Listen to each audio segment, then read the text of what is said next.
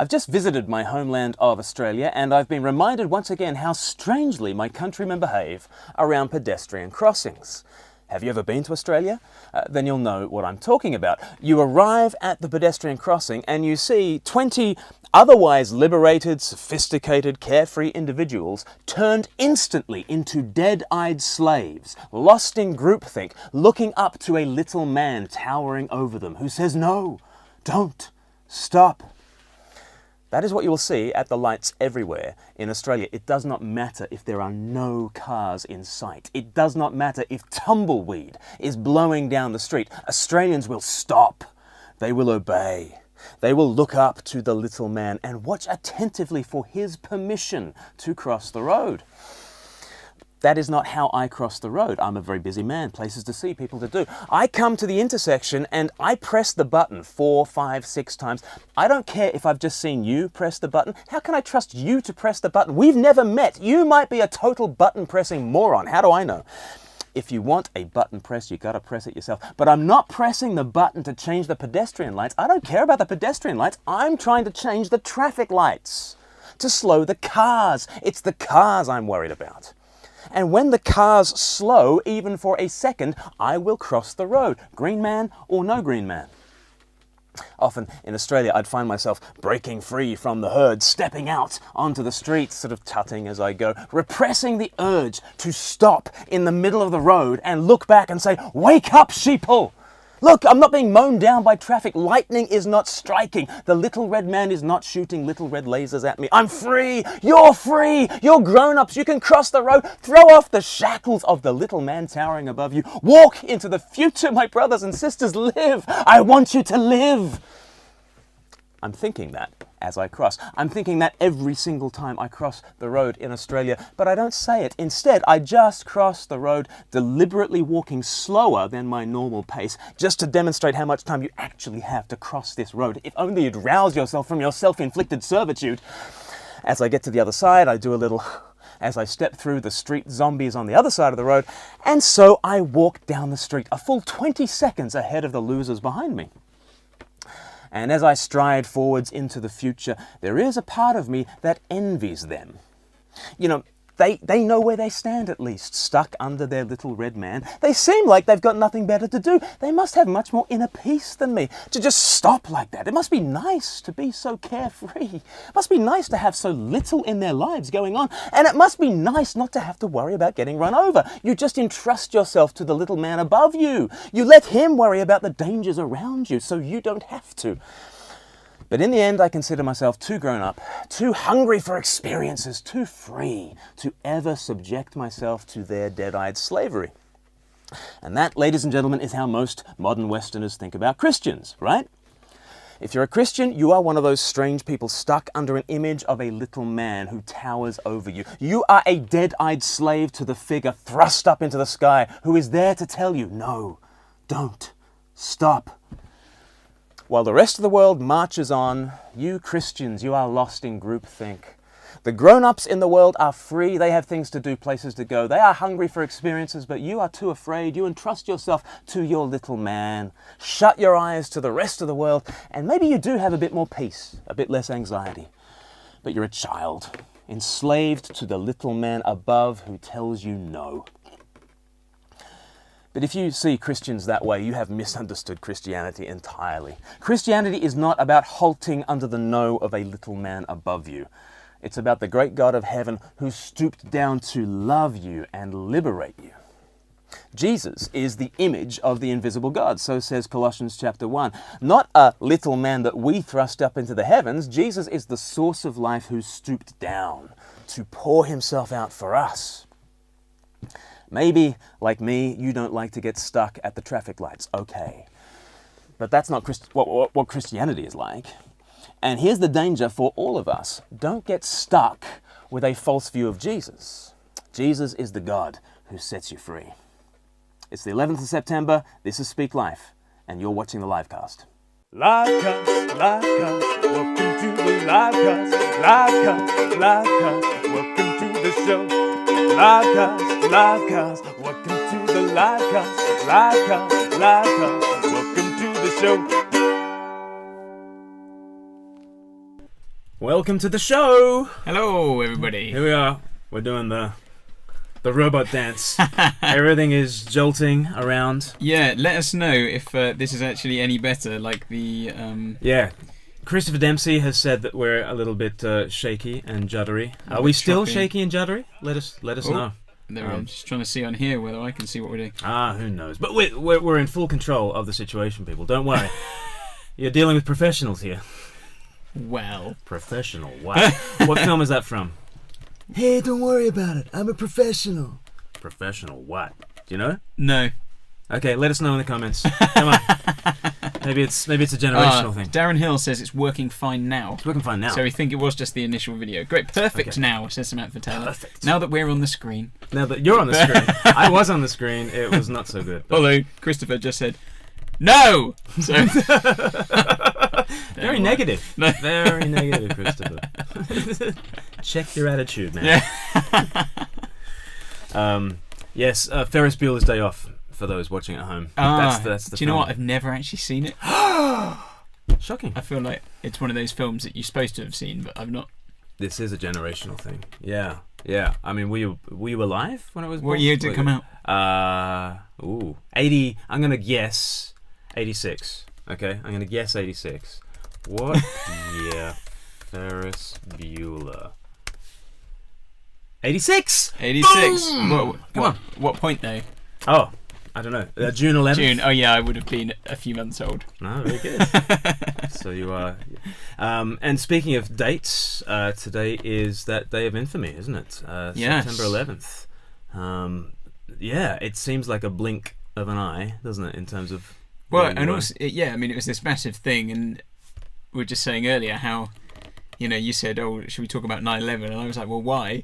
And I hadn't even really twigged that today was 11 because there'd been no. Yeah. There wasn't like a build up to it. There wasn't kind of it's coming up to this many years, and it's just kind of here we are now on the day, and And I mean, I always look at the news in the morning, and there was nothing, there was nothing in the news to kind of say, any marking of it.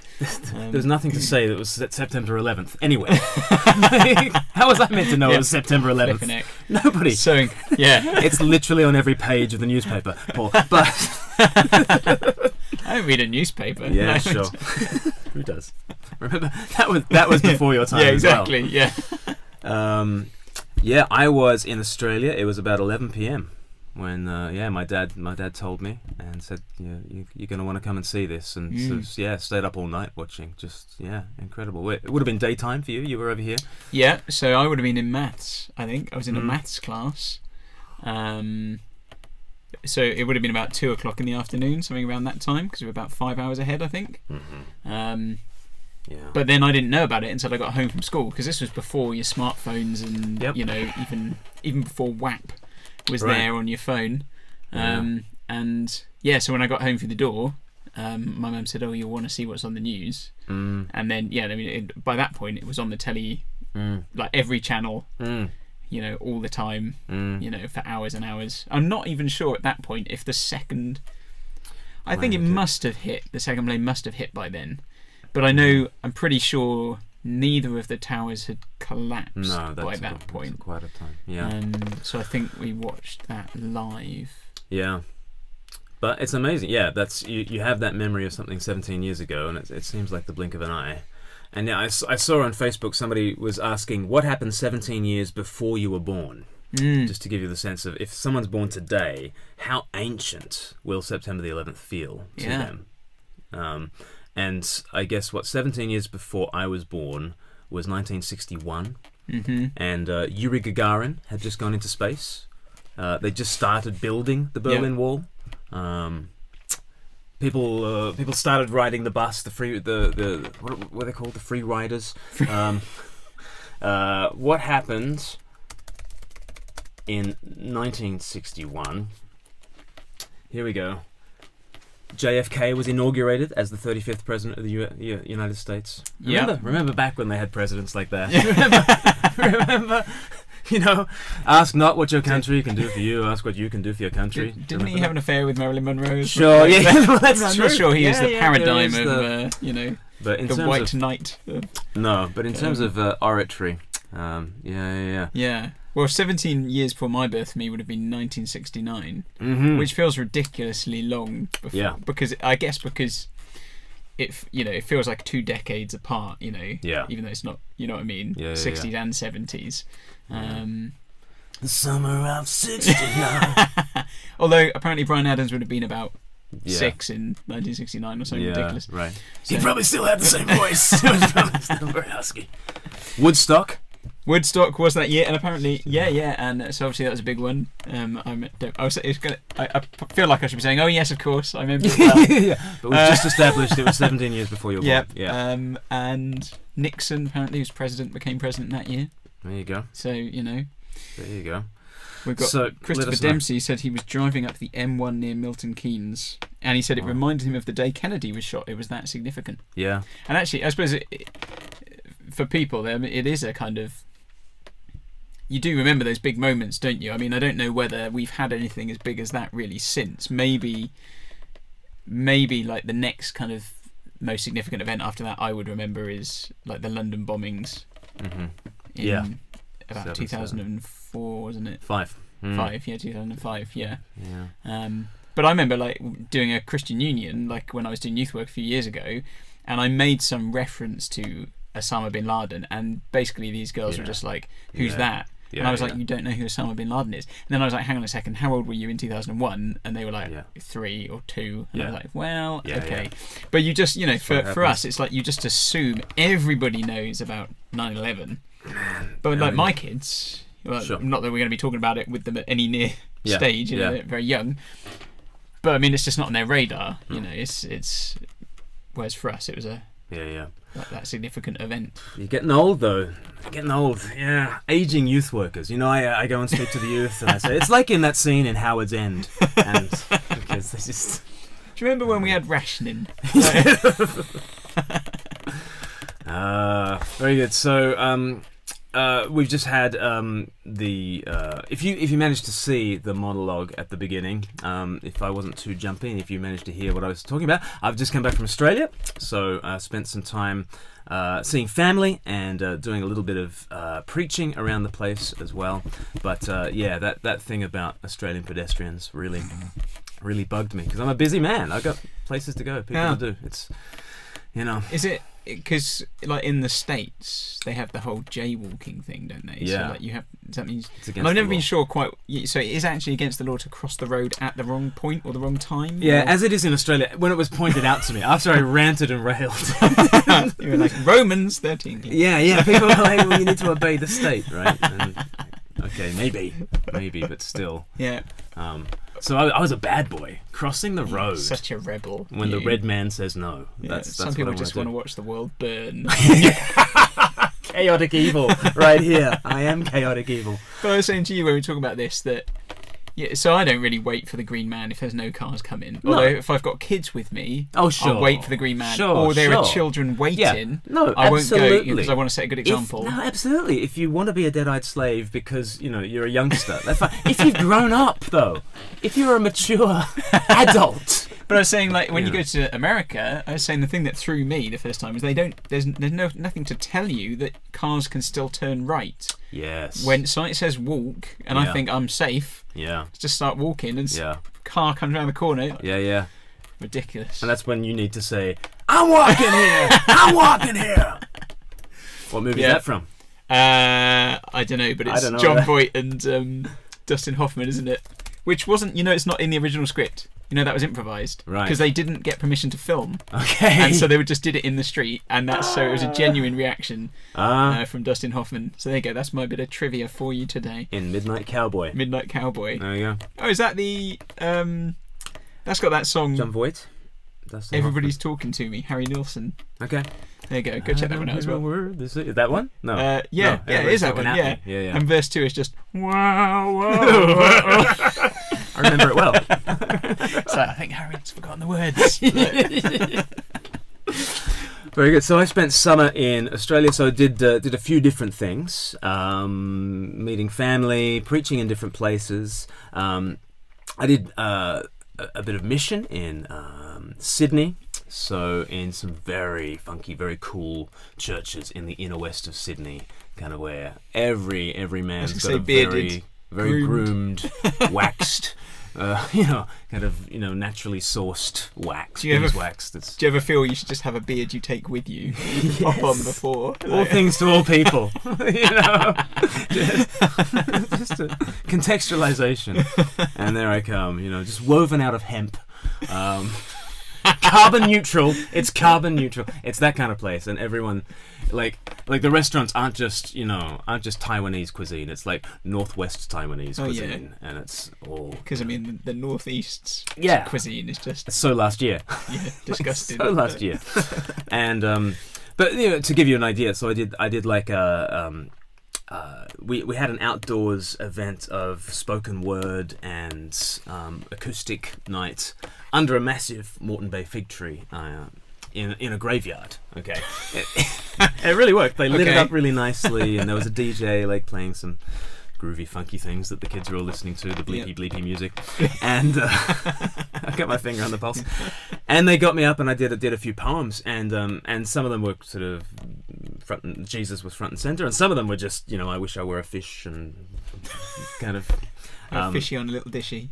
Yeah, that works. See, and poems about the big issue and accents and things like that. But anyway, like halfway through doing this mission, doing these poems, I said, the reason I'm a Christian is because I kind of think that poetry goes all the way down. I think that actually spoken word goes all the way down. I think creativity and beauty and truth and goodness and love go all the way down. And it's not just that these kind of nights are a thin glaze on the top of dead rubble, but actually underneath are the everlasting arms as a father loving his son in the joy of the Spirit. And this is this, universe that we live in. And because Jesus is who he says he is, I think that tonight is not just the thin glaze on the top of dead rubble. It's actually connected to something really deep. And like this girl came up to me afterwards, and she was like, I just think that's because I've always thought that maybe do you think love is, because I've always thought that, but maybe is Jesus is the, and she was like blown away and gabbling kind of. And that sort of thing. And I said, would you like a book where I kind of talk about this a bit more? And I gave her a love story. And she literally started opening up and reading it in front of me. Yeah. I didn't know how long to let her go. And then she had a question about something halfway down page 1. And I was like, oh, okay. And she was absolutely loving it and awakened to that kind of thing. So just interesting contextualizing your ministry in different places, and a spoken word night under a big fig tree. In a graveyard. One of the services at this church is called Church in the Graveyard, which is a very Christian thing, isn't it? Actually, life among the dead, and graveyards are God's acre, aren't they? They are God's field. Mm-hmm. We plant the people like seeds. You got your tomatoes there and your carrots there, and you label them with the tombstones, and then up they come, a bumper crop. Yeah, when Jesus returns. So Church in the Graveyard was there, and so did lots of mission in Australia, and that was fun. And now I'm back in the UK, again. and hitting the ground running. And one of the things I did in Australia was interview John Dixon. And if you guys get our podcast, you'll have heard the interview that I did with John Dixon. And the link's in the comments on this, isn't it?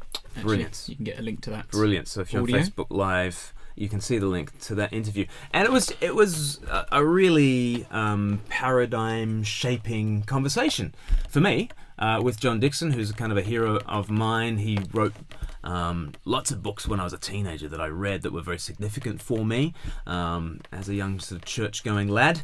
And so I got to meet him and talk to him. And one of the reasons I got to speak to him is that he's just done a film called For the Love of God, and it's a great project where they try to go back over Christian history, and they try to own the negatives of church history, but also portray the positives of church history. And so it's called For the Love of God, Why the Church is Both Better and Worse Than You Can Possibly Imagine. So we've got a little clip of it, and I think this should whet your appetite for the love of God. I'm utterly ashamed of it. I'm ashamed that the name of Christ has ever been associated with a bomb or an AK-47.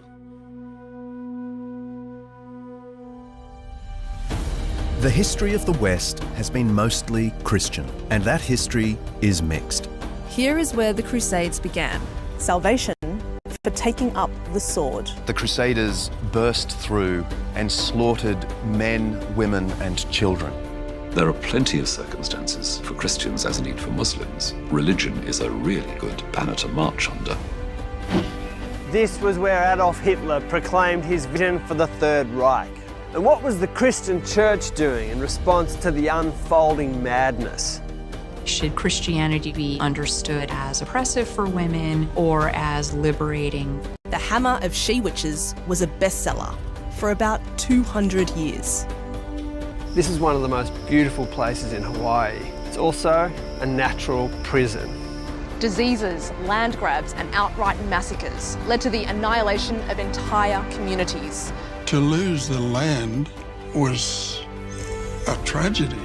Even though we aspire to this idea of living in God's image, we often fail palpably. What does it look like when the church exists for others? There's no denying that Christians have sometimes played completely out of tune, but they've also played it beautifully and with lasting effect. Join us as we travel the globe and back through history to uncover the truth. The church is better and worse than you ever imagined.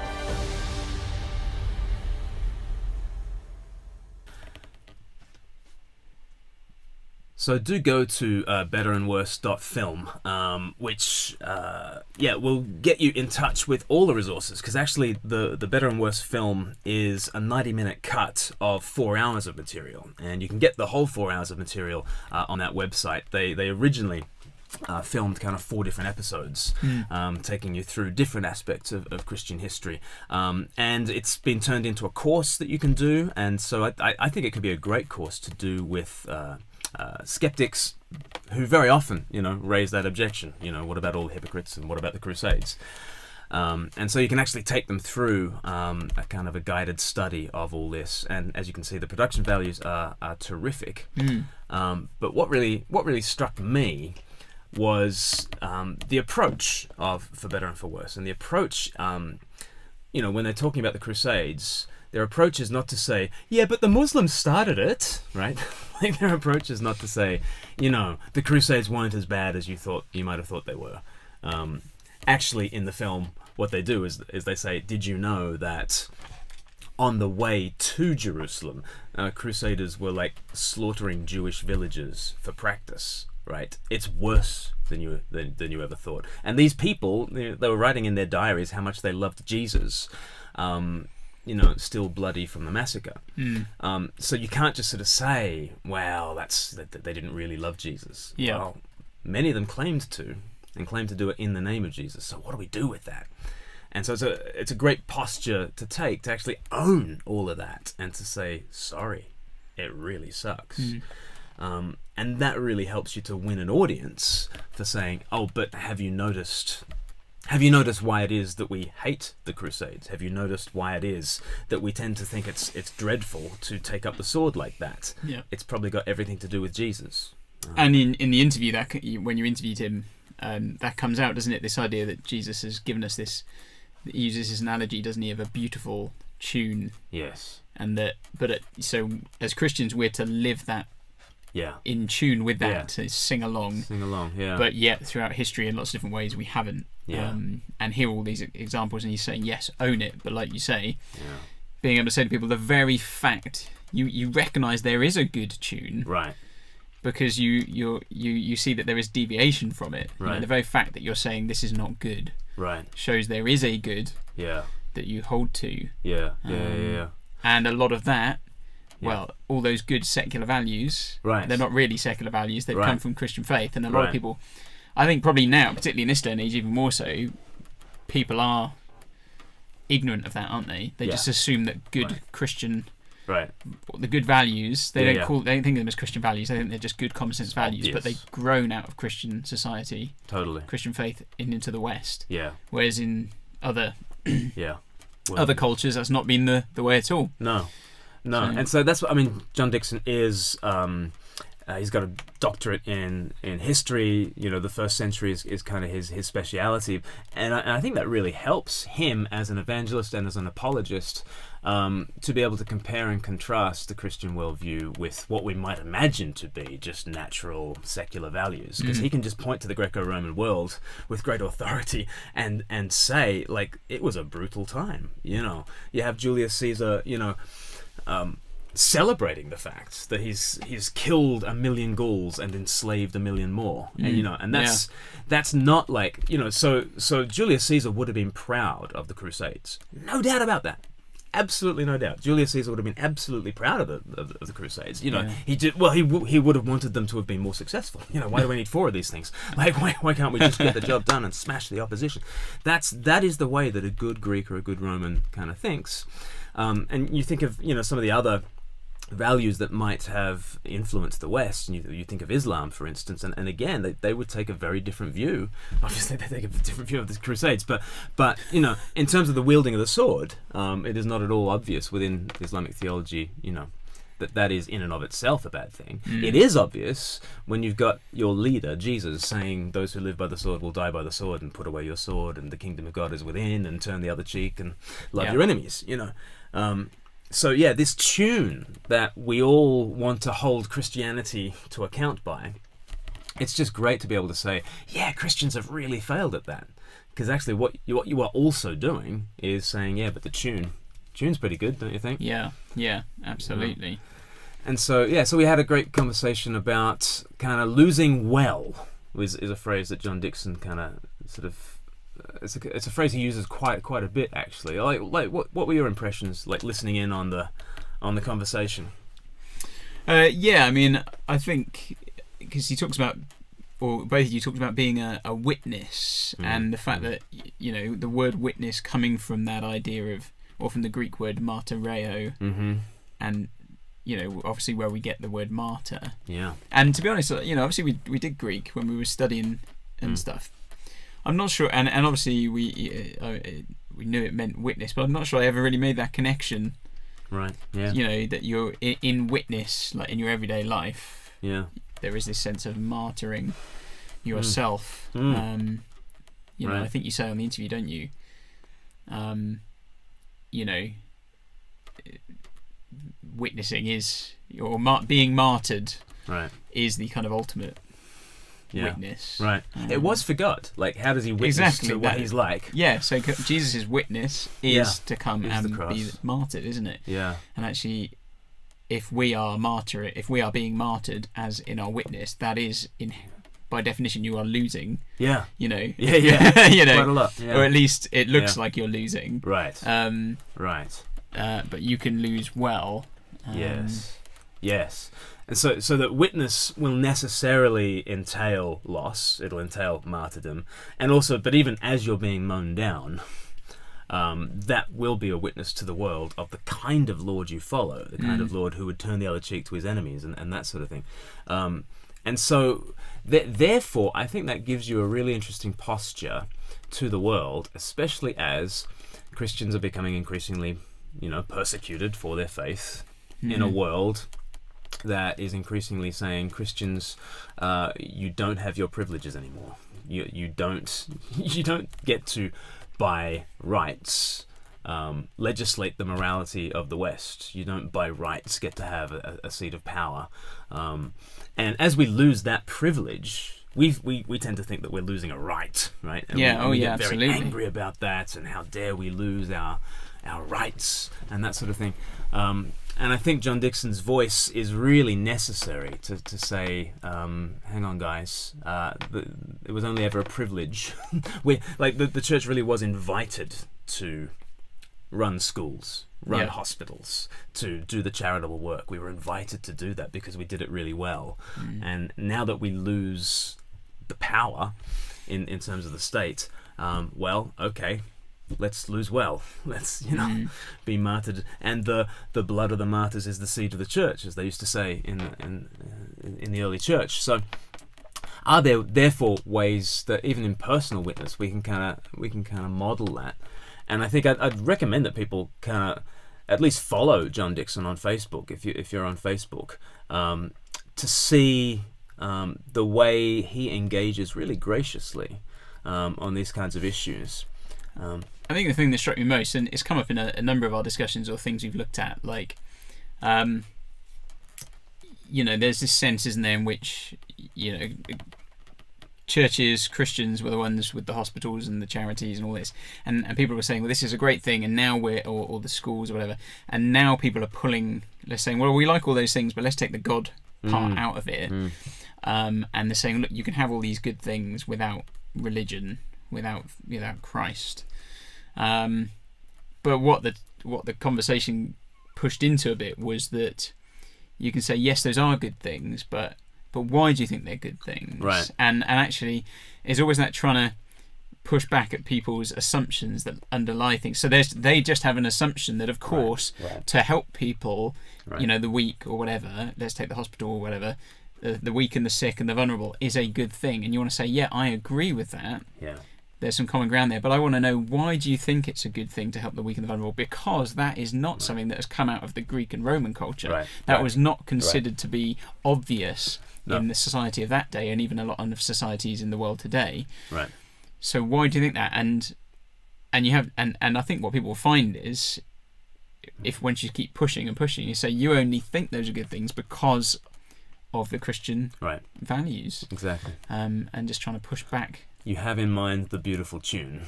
Yeah. Let's think a bit more about that beautiful tune. And in the film, For Better and For Worse, the film's called For the Love of God. Subtitles: The Christian Church is better and worse than you'd ever imagined. They press into like these cultural values that we have. For instance, of humility. Yeah. Like we definitely think that being proud and bigging yourself up is not right. Not much of a good thing to do. But it was the most obvious thing for a Roman, to do. Like you would absolutely got to show that you are the power and strength and honor. Yeah. What film is that? Strength and honor, man. That's what it's all about. Gladiator. You knew that. I didn't know that. You didn't know that? No. Call yourself a youth worker. Come on. You only ever watch 12s as a youth worker at most. That's true. That's as far as you get. That's true. Yeah, but strength and honor. So, yeah. So if it was Princess Bride, School you're of Rock all again. over it. It's Shrek. But yeah, the whole Roman society is built on strength and honor, and the idea that humility, mercy, kindness, and forgiveness would be the bedrock of your morality. Well, the thing that came up in the discussion as well was the idea of equality, and you're saying, if you said to a pagan Greek person that all people are equal, they'd be like, well, what on earth are you talking about? Right. What about this person who's stronger than the other person? Am I boring you, Glenn? Yeah. So what about the... I'm tuning into us, just so you know. There's comments. What about the person who's born stronger? Surely they're not equal. They're greater in strength than the person who's weaker. What about the person who's born smarter, or the person who's born creative, and the person who's not? Right. No, but they're equal. Yeah. But and in what? And so in what way is there equality there? Surely the word equal loses any real value. Yeah. There because it does. And I think you talk in the interview, don't you, about how people try and make an argument for equality, but it does fall down further back down the road. Equality is a good thing. So what comes on the interview? Equality is good because we see that people do better when they're treated equally. You go, that's true, but that doesn't mean people are equal. That's a different thing altogether. Yeah. It's a castle in the air. What are your foundations? Yeah. So it's like so you're saying people aren't necessarily equal, but we could pretend they're all equal and treat them like they're equal. Yeah. But people don't want to say that. People want to say everyone is equal. Yeah. But it's what's your basis for that? And of course, for us, it's easy. You can say, well, image of God. Literally page 1 of the Bible. Literally. Yeah. It's like it's there. We've just got that. But of course, there's nothing really to. There's no foundation to that belief if you don't have that. If you don't have the and it then becomes very scary, because you're like, your culture, you like treating everyone equal. We like killing off minorities, and it's working out really well for us. Yeah. It works better for us. They were kind of holding us back. Yeah. These guys were taking all the food. Well, think about we killed them, more food. So that's. I know. We want to raise the retirement age from 65 to 67, but why don't we just euthanize them? Right at 67, like Logan's Run. They've got hit 30. Is it 30? Yeah, I think we can. Well, I'm 40, so I think at least older than me. It's constantly just older than me. A bit more. But yeah, what are your foundations for doing that? And so so I just keep coming back to that illustration of the song versus the singer, and I think it's really, really, really useful. I'm going to be using it a lot in my evangelism to say, yeah, you're right. We have sung this tune abysmally at times. What do you make of the tune itself? And I think also what was helpful in the discussion is he talks about how Christians, if you look back through history, tend to have swung from one extreme to the other. So either it's been all about like the right theology and living like here's the morality and being very much anti like, oh, you're not being very moral, let's be very down on the society, or it's swung the other way and gone, no, we need to be very compassionate and loving. And he's saying, but actually Jesus, he railed against the Pharisees and and Jerusalem and all the terrible things going on out there in public, but yet he still went and sat at dinner at the table with the sinners. And he says there's a sense in which perhaps as Christians we're not very good at doing that. And actually we need to be able to do both. And hold that kind of intention, with the hope as well that the other side will also do the same. You know, they won't just be like, Christians are all terrible, Because I think it comes up again, doesn't it, about Christopher Hitchens saying like, nothing good has ever come from religion, and it was like, well, so Martin Luther King, he was secular. He was a very definitely secular not man. Religious thing, And Stalin, because he was such a monster, he must have been religious. He must have been a religious guy. Yeah. So actually, when you caricature like that, that's unhelpful. So you hope that both sides will, but then in a sense, we shouldn't necessarily expect the other side to do that. No, because we're singing a different tune. We're singing the Christ tune. We shouldn't be surprised if the other side don't mimic that at all. And it also helps. I think the John Dixon approach kind of helps when we've got such a polarized society that's very much going left, right, and nothing in the middle. And as we're yelling at each other and playing identity politics and just not able to listen to each other, it could be really tempting for we as Christians to say, to react against persecution, let's say from the left, and then to identify with the right, and then suddenly we are an evangelical, the enemy of my enemy block. Is my friend, and and we just become associated with the right, and then we just champion anything on the right, and like, I've mentioned before that had some really interesting conversations with guys in Eastern Europe who are kind of ahead of us culturally speaking. They say they're post-Christian in their environments, and they're kind of warning us here in just the post-Christian West to say, you know what, you don't want to be identified with just the conservative movement, on the right, because in Hungary and in Russia there are these right-wing movements that many of them want to claim to be Christian, and yet they are just nationalistic, and so actually the church needs to kind of be able to operate in a different space, not right, not left, somehow from above. We've got to try and do that. And so, and the thing about that though, so these people who maybe, let's take the far right, and who would say, yes, we're Christians, and they're doing things, and you go, well, that's terrible. So the temptation there is to say, well, they're not really Christians. Right. But how is that any different to the Crusades stuff, when we've just literally just said we maybe there's a difference in that when you look at the Crusades, or you look at the evidence we have from the people who were doing it, you read their stuff and you think, these guys do actually seem like they had a real faith. It wasn't just nationalistic. But you still call them home from the Crusades, and obviously. So you still want to stand against what they're doing, but so it's interesting times. It's interesting times when we are as believers losing cultural power, and we are losing. What do? Do we react against that and harden up and become more tribalized? Or, I mean, we were reading here in the office Jeremiah 29 yesterday, which is just really striking. Here you've got the Jews had lost a lot of cultural power. They've been exiled, and there they are in Babylon, and they are not in charge of things anymore, and they are a minority, and they are being persecuted. They're being killed at times, and yet isn't it striking? It's like, pray for the peace of the city. Yeah.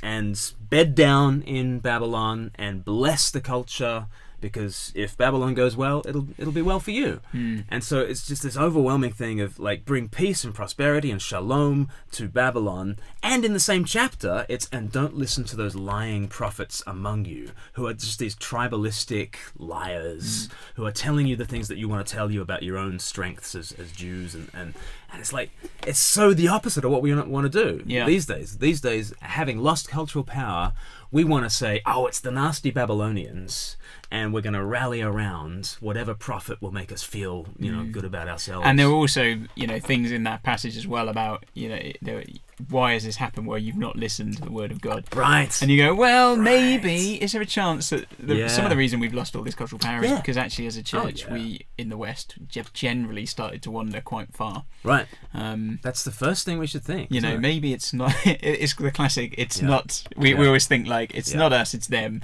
But actually, in the Bible, God's a bit more like, well, it's you. They're pretty bad, but it is you. It's you. It's like that verse about blasphemy in the Bible. Like, everyone's like, oh, the culture is blaspheming. Actually, like twice in the Bible it says, God's name is blasphemed among the Gentiles because of you. Yeah, exactly. Because of you, God's people. Like, this is why. But I mean, it came. Another thing that came out of that interview is, John was just saying about, really, it's just always meeting opposition with love, so speak with grace, hold your convictions, but do it with a gentleness. He said that kind of runs right through the New Testament. And and just in a stupid example, not from a Christian point of view, but just how you can meet stuff.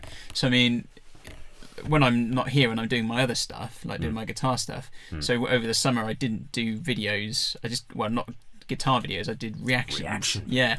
And I've never had so much abuse in the space, in a small amount of time. Because people feel very passionately about their band or whatever. Really? And there were a few times where people would say, they make some comment. I mean, an example would be, you clearly don't know anything about great musicians, And everything in me wants to come straight back and be like, I think you see at the beginning, that I said I don't know who this band are and blah blah blah. That's exactly the point of this, blah blah blah. And you want to be quite smart. And I sat on it and I said back at one point, I said, well, I think I know a lot of different great musicians, but I don't know who these guys are, so why don't you just enlighten me? And this guy's demeanour completely changed. Right, and he's just like, oh, well, you should check this out, that. But initially it was just like, you're an idiot, Yeah. But so you took it on the chin? Took it on the chin, and even though initially it wasn't my gut reaction. No, sure. I'll give you that. Sure. Flame him! Die in a fire! But no. Yeah, so... But I think... it's made me think, because part of my thing was, well, although perhaps, if you are on my guitar channel, you're not necessarily aware that I do what I do here, because there's not like a clear link. There was a part of me going, you could make the link somehow. You could find that link. And for me to be, here I am over here doing my Speak Life stuff, and then on the other side of the week, I'm just like, oh, you idiots, like, all over YouTube. Troll hunter.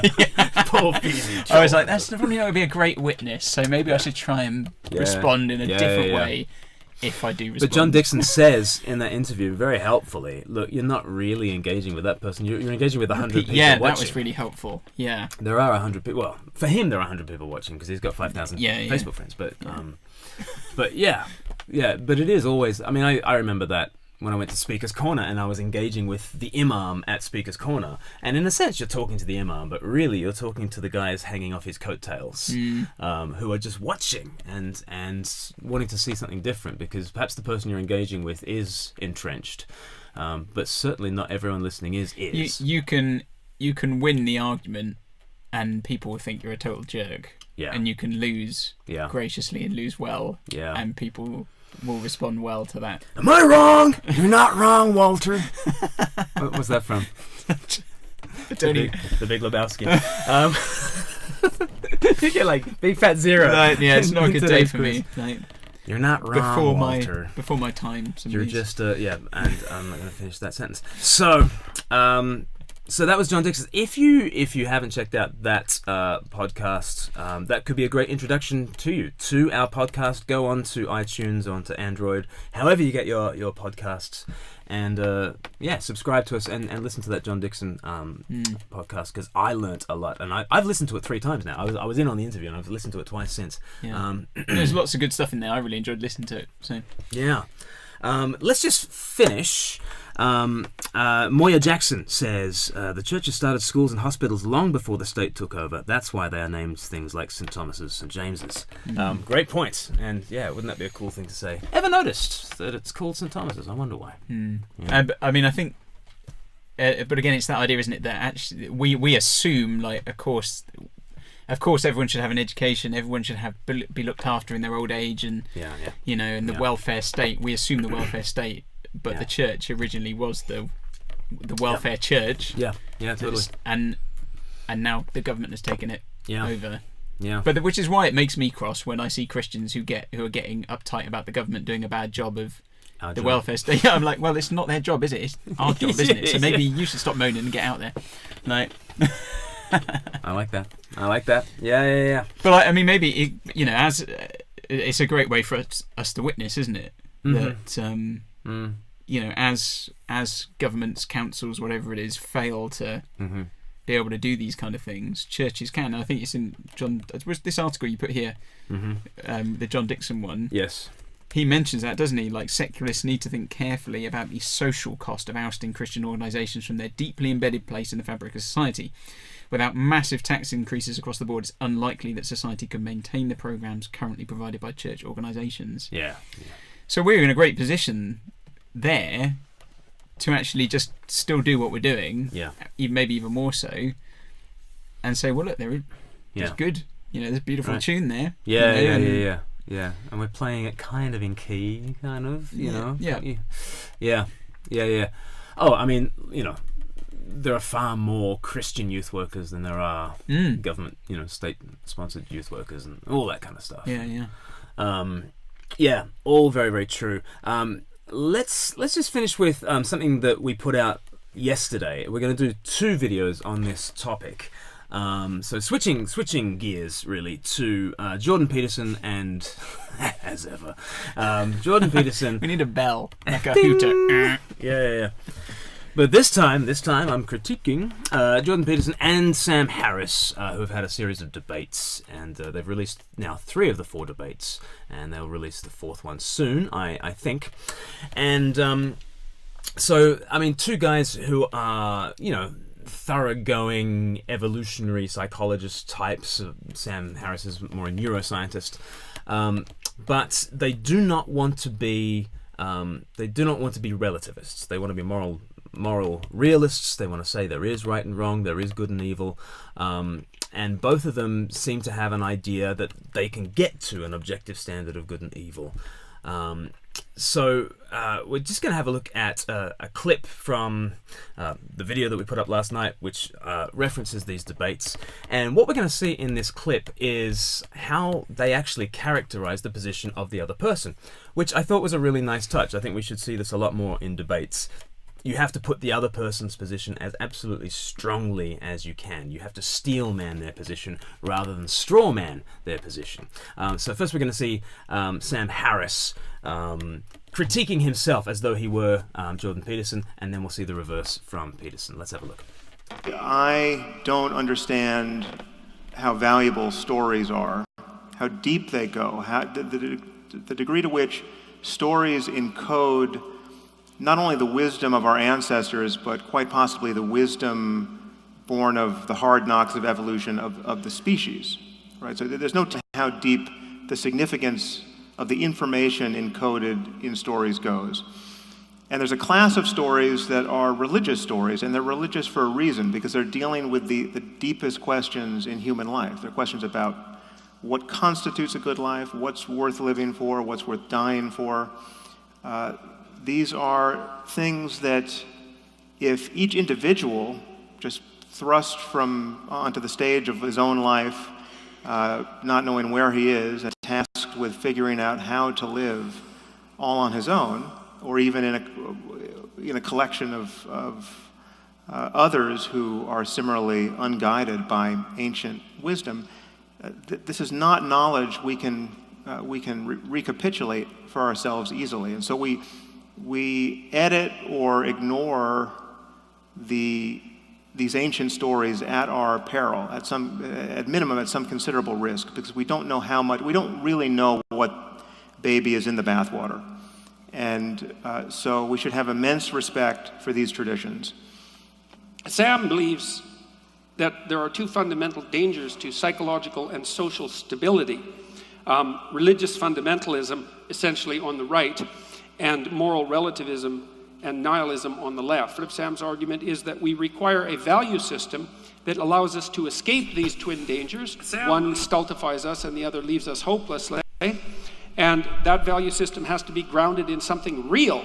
And the only thing that he can see that actually constitutes real in any provable sense, and there's a certain amount of historical and conceptual weight behind this claim, is the domain of empirical facts as they've been manifested in the sciences and technologies that have made us incredibly powerful and increasingly able to flourish in the world. And so I would say that's Sam's argument and his criticisms of my position. So, okay, so you write my next book, I'll write yours. So that's their two positions, and I really liked that they were able to kind of articulate the other person's view, which is something that we should all aspire to be able to do. You know, even if you're in a, you know, and in a better way than just going. So you're saying? Yeah, that's it. You're saying we should all be lobsters? What? Yeah. Yeah, but to steelman their position rather than strawman their position. Yeah. It's really... It seems such an obvious thing, really, that we should be able to go, you know, well, let's just be clear. Yeah. Are you saying that this is the case, Yeah. and okay, great, now I know what you're saying, we can... Yeah. Because it's frustrating, isn't it, when other people misrepresent what you say. Yeah. But it's so helpful. Do you remember back in Reading University, we were on a mission there, and there was a Muslim guy came up after a talk, and we got into a really long conversation. Mm-hmm. And there was a guy called David Pickersgill, who was a minister. He was an assistant minister at the time, a curate. And at one point, there was four of us having this conversation with this Muslim guy. And it was mainly me and the Muslim guy going back and forth, back and forth, back and forth. And then David Pickersgill, who I think, Chris Dempsey, I think you know him, he kind of stepped into the conversation and did this beautiful thing where he just sort of said, Hamid, wasn't his name? I think Hamid. Hamid, yeah. He said... it's funny, I mentioned him in a sermon the other week. Did you? Yeah, he's made an impression on us both. And he's kind of said... Okay, Hamid, it seems to me like your objection is something like this. And he just sort of stepped back and he said, your concern is X, Y, and Z. And he did totally steelman Hamid's position. And it totally opened him up. And he said, yeah, no, that's exactly right. And then David was able to say, yes, so that's the foundation you're coming from. See, we don't believe what you fear that we're saying. We're not saying what you fear that we're saying. But because he went to 30,000 feet, because he tried to describe the terrain a little bit, and to be fair, it just progressed the conversation heaps better. And I still remember it like 5 years later or 4 years later or whatever it was. So characterizing the other person's position, that was what was really good about this debate. Also, the fact that Sam Harris and Jordan Peterson, both of them want to avoid the swamp of moral realism, of moral relativism, rather. They want to be realists.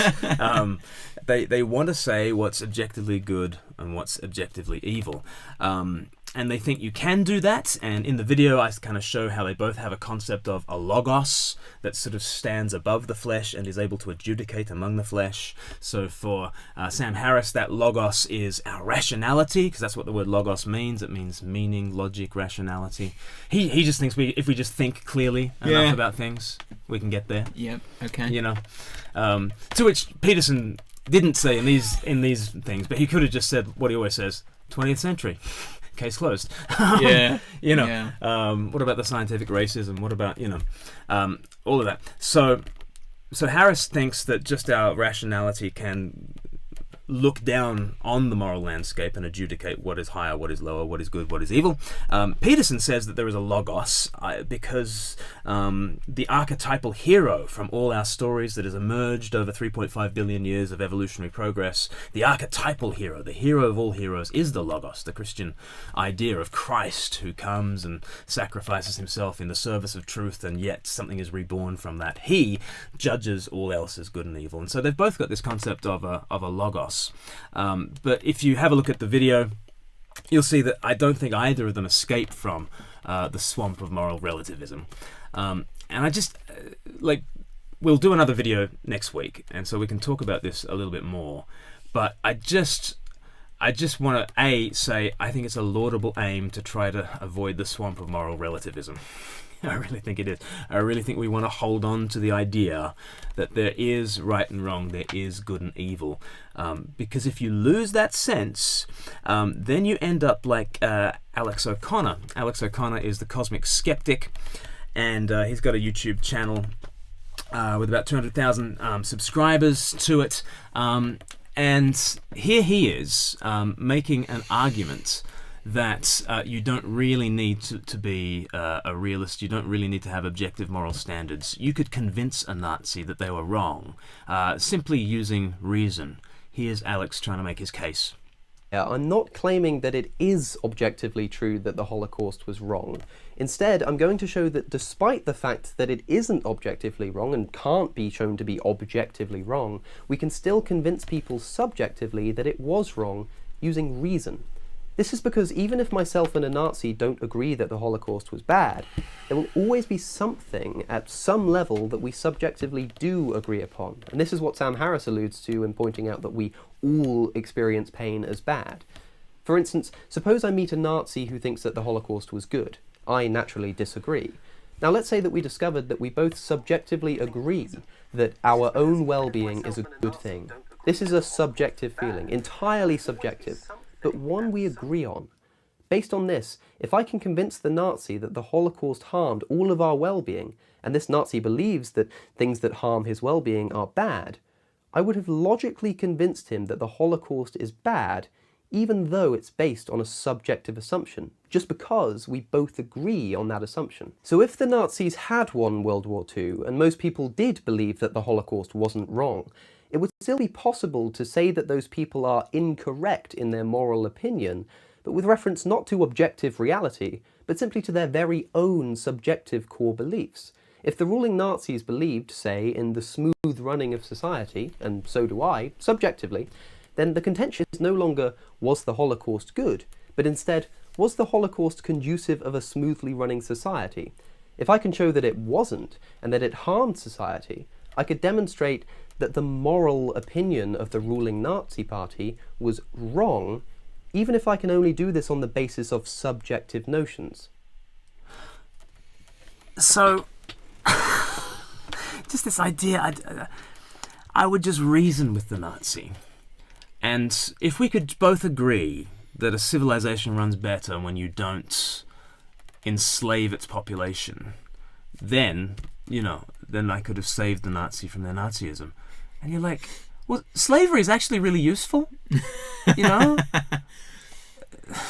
economically. Glen Scrivener, 2018. yeah. Quote. Just but if that's your metric, if your metric is the smooth running of a society, yeah, I could think of 100 different minorities that you could enslave or execute, and now free from their shackles, we can rise and become a much more productive society. What is he on? I mean, unwanted babies, things like that. Unwanted babies. Just people with disabilities. I'm sure that would make life a lot easier.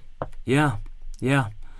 So just this idea that rationally you can rise above it all, and you reason with the Nazi, and as though the thing that's adjudicating the whole conversation is, well, what leads to the most smooth running society? Whew. Anyway, so at least it couldn't possibly go wrong. What could possibly go wrong? So at least with Peterson and Harris, they want to say, no, there is an objective standard.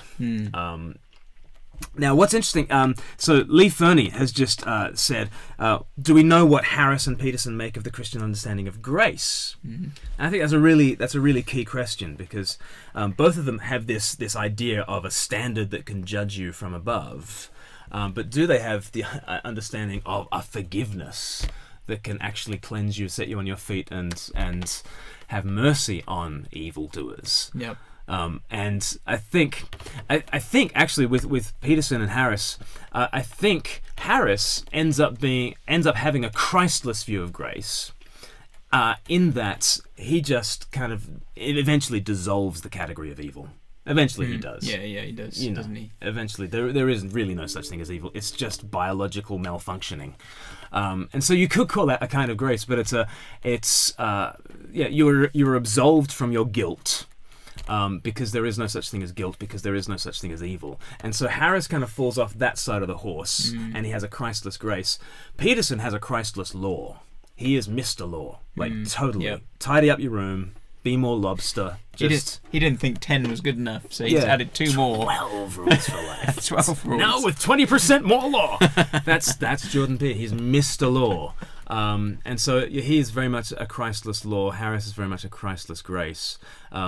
So why don't we have the Logos, who really is the Logos? Why don't we have Christ, who is full of grace and truth, the Word that became flesh, John 1:14, And I think that is the solution to what Harris and Peterson actually want.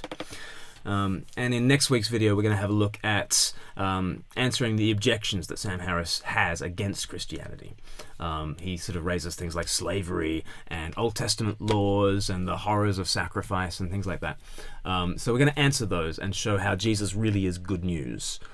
If you want to avoid the relativistic, nihilistic swamp, if you want a truth that is really true, and if you want a grace that will actually forgive you, come home to Jesus. That's what we'll look at next week. Great. Should be good. Brilliant. Ben Virgo has just said, woohoo! Well, on that note, thank you, Ben, for tuning in. And is it just because he knows it's ending? Phew, he should have said. So guys, do share the wealth. This video will be available as of pretty much the next 5 minutes as something that you can watch at any time. Yep. And do share it with your friends. Yeah, podcast will be out on Friday, so you can pick it up Friday.